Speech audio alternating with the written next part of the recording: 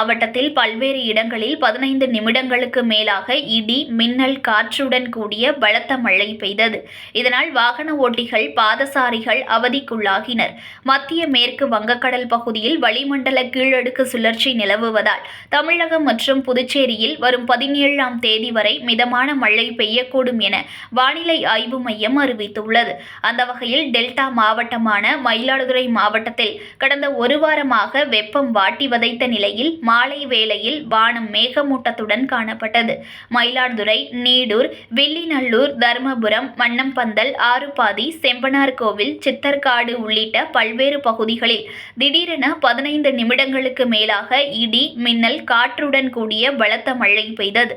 தற்போது லேசான மழை பெய்து வருகிறது. இந்த மழையின் காரணமாக வாகன ஓட்டிகள், பாதசாரிகள் அவதிக்குள்ளாகினர். மேலும் இந்த மழையால் குளிர்ச்சியான சூழல் நிலவுவதால் பொதுமக்கள் மகிழ்ச்சி அடைந்துள்ளனர். மேலும் மாவட்டத்தின் பல்வேறு பகுதிகளில் வானம் மேகமூட்டத்துடன் காணப்படுவதால் குளிர்ச்சியான காற்று வீசுகிறது.